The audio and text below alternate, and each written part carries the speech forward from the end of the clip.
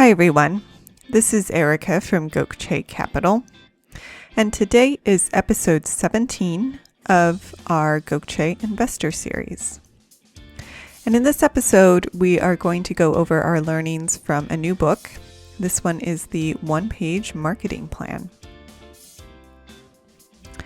Just as a quick recap of our last episode, we wrapped up our learnings from Sell Like Crazy, which included a discussion on opt-in pages, the Godfather strategy, Google and Facebook ads, and then also crafting emails.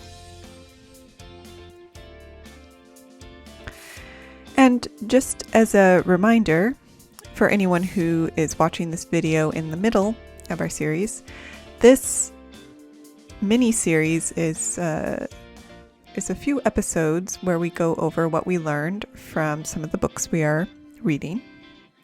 We believe it is important to always be learning from those who are smarter, and books are a great way to gain knowledge. And we like to share what we learn with all of you. So today is the one-page marketing plan by Alan Dibb. So as you may guess from the title, the thesis of the book is that you need a plan, or more specifically, you need a marketing plan. This is not a business plan, it is a targeted plan just for sales. And his key takeaways from this are as follows. So first he says, marketing is a strategy. It's not the tactics you use, which is why it needs to be planned. But it is the umbrella strategy you use to get the market to know and to trust you. So again, this is the big picture planning you do prior to implementing any sale tactics. So this is not focused, it's not looking just at ad copy, just at postings, but rather it's about your holistic strategy for interacting with your market and getting your buyers to know who you are and to trust you. And he also had a few other key points here that broadly fall under the thesis of needing a plan. And the first is that the fastest way to fail in any part of your business, but in sales in particular, is just to mimic what others in your industry are doing. And that's, in a way, sort of a indication that you don't actually have a plan, if you're just copying what your competitors are doing. And his other key point here is, as a small business owner, you shouldn't be using time to save money. So you shouldn't focus on saving money. Rather, you should focus on using money to save time and to get the best results out of whatever you're doing.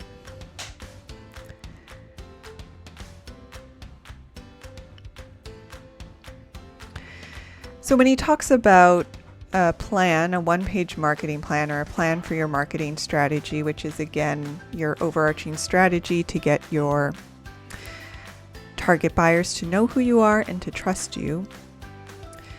His overarching strategy is what he calls direct response marketing, which he says is specifically for small business owners.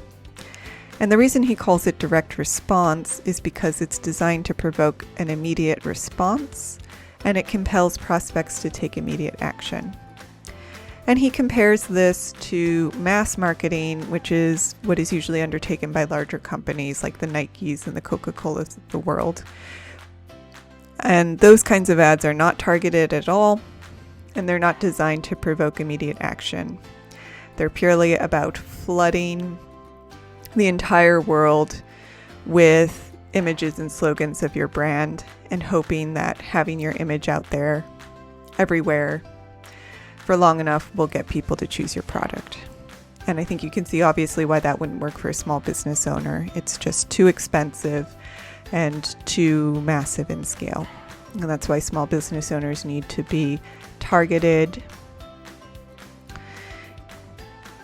and they need to be direct. So a few other items that correspond with direct response marketing include that everything that falls under the marketing umbrella, so all the tactics you end up using, should be trackable and measurable. And your strategy, your marketing strategy, should target a specific audience. You should not be trying to get the whole world to know who you are. So you want to know who your audience is. And you also want to make sure that every tactic you implement will have some kind of call to action and will incorporate some kind of follow-up.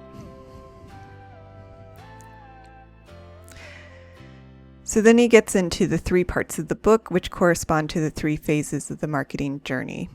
Broadly speaking, that's before, so that's getting people to actually know who you are. So it's before they buy from you.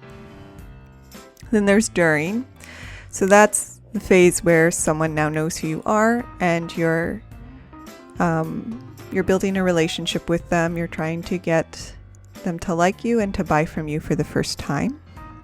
And then there's the after phase where you already have a relationship with someone, they've already bought from you, and you're trying to grow the trust, the relationship, and get people to buy from you regularly. So the rest of this presentation and probably a little bit of the next will be about the before phase. So because it's a book about marketing and planning, the first part of that is talking about planning the before phase itself. And the key here is, because we're talking about having a target audience, you want to really hone in on who that target audience is and also really understand what niche you're trying to fill. So he gives an example in terms of filling a niche of a photographer. And in his example, he's saying photographer may already think that they have a focused business, but in reality, photography can be broken down into a number of categories, including weddings, family portraits, wildlife photography, photojournalism, you name it. So if you have a small business and you're just starting out, you will do better by selecting a very specific niche within photography and then being hyper-focused on the audience that is going to respond to your niche. So if you are a family photographer or a baby photographer, you probably want to focus on expecting parents or new parents, and you want to ignore everyone else. And he gives some advice on how to choose your target audience. He says there are 3 things that you need to think about. The first is your own personal fulfillment. So who do you actually like working with? What is your favorite part of your business? So if you're a photographer, do you really enjoy taking wedding photos and working with people who are about to be married? Or would you rather be a photojournalist and work with newspapers? Something like that. The second key element is to look for what niche brings the greatest value to the marketplace. So where are your services actually needed? So say you really like the idea of photojournalism, but there may not be a huge market for it versus wedding photographer. There's usually a large market for that. And then finally, profitability. So of all the options, what has the greatest likelihood of being profitable? So once you've figured out your niche and your target audience, then you figure out how to be very targeted in your advertising toward your audience. And you start doing that by creating an avatar of your customer. And this is actually very similar to some of the stuff that we talked about in our learnings from Sell Like Crazy. So you can look at those videos as well. But that's broadly speaking, you try to understand who your customer is or your target audience is at a very detailed level so you can speak directly to them. So then in the before phase, he gets into crafting your overall message, which you'll be using across all your different tactics, so the different places that you'll be putting your message out, or the different places where you will be putting your message out. The key points here include, just as you have to be focused with your target audience and your niche, you also have to be focused with every ad or every piece of sales copy that you put out there. He had said many business owners try to do too much in one ad. They're trying to get their name out there. They're also trying to sell a specific product. They're also trying to create a brand. And they're also trying to get people in for a free quote or to otherwise respond to your offer. And you can't do all of that at once. So in every piece of sales, every sales tool has to have one objective and one objective only. If you're selling a product, you just sell a product. If you are trying to get someone to respond to your offer and give you their email address, you're just doing that. And also, you must have a clear next step. So nothing can be left open-ended. And then you want to create and highlight your unique selling point. And he goes into a little bit on how to develop your unique selling point, but this is the place where you figure out how to explain how you are different from your competitors. And he gives you 3 questions that you can think about when crafting your unique selling point. The first is, at a very high level, why should anyone buy what I'm selling to begin with, regardless of who they are buying from? And then more specifically, why me and not someone else? So why are you buying from me and not my competitor?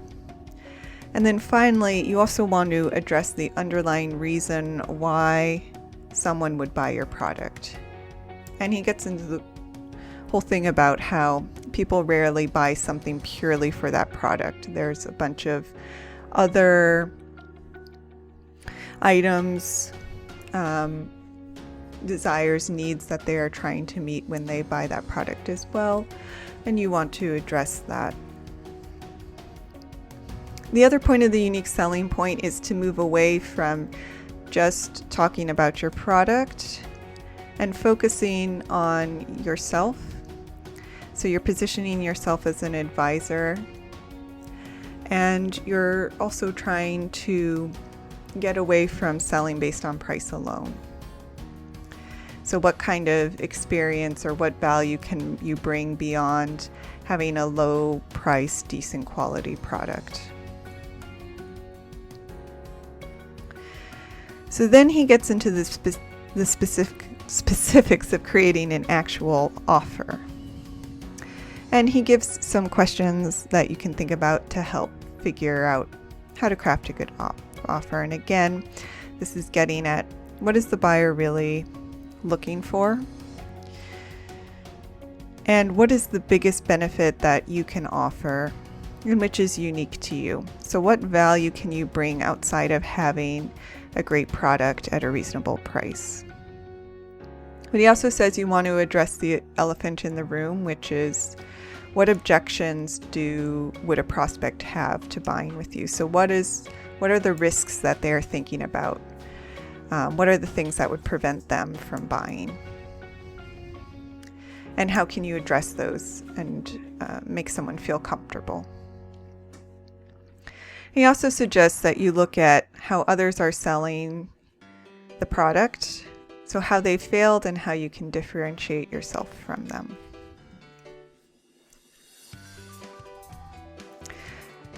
But when you get down to it, a good offer, first and foremost, should provide value.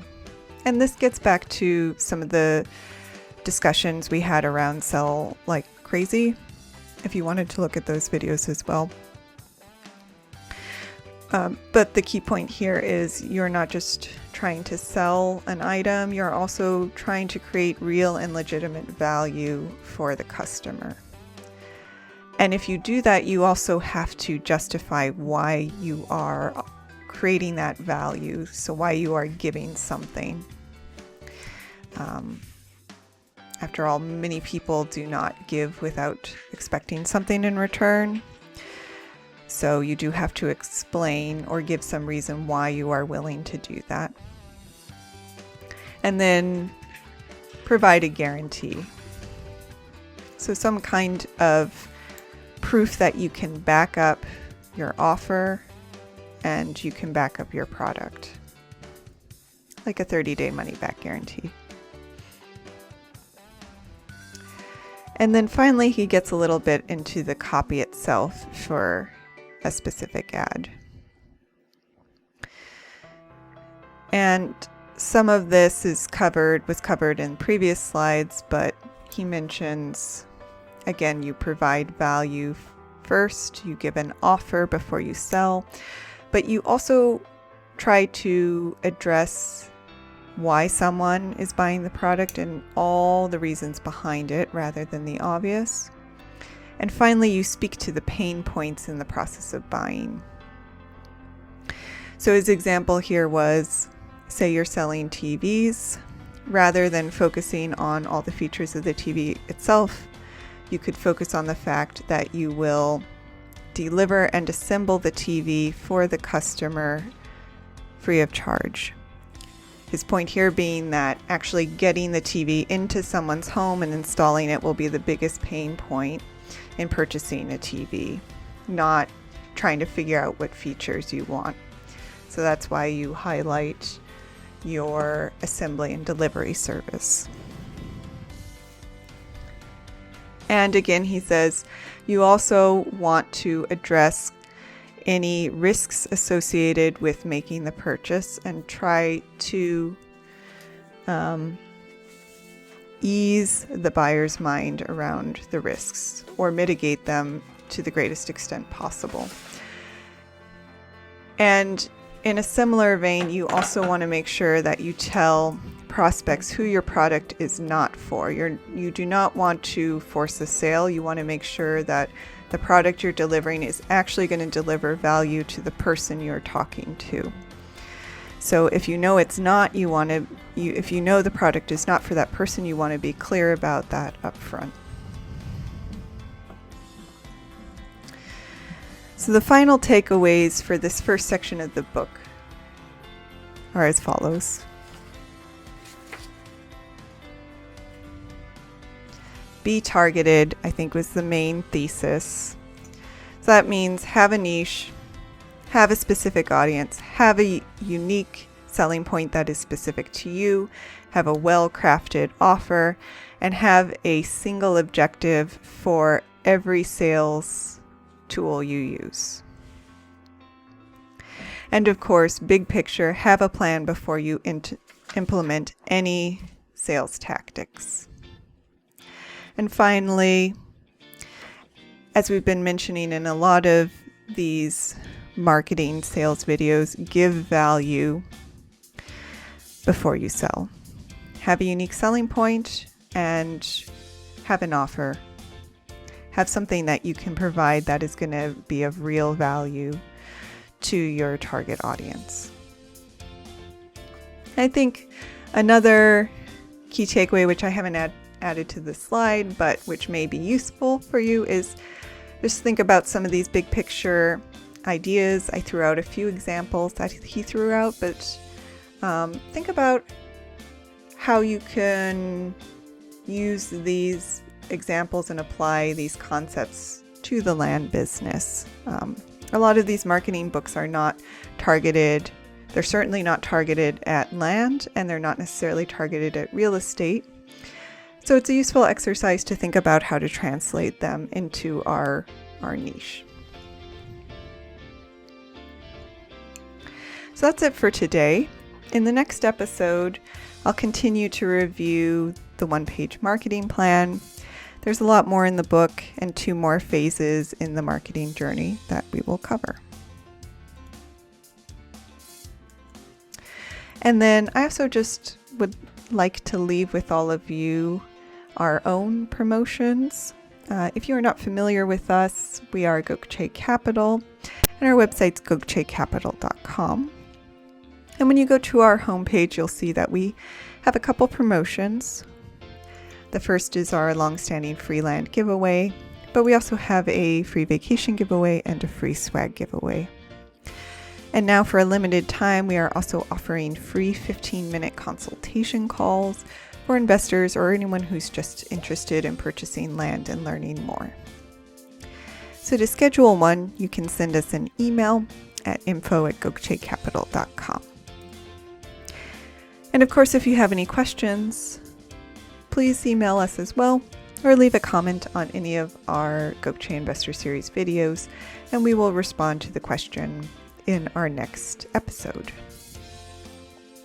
So thank you for listening, and more to come.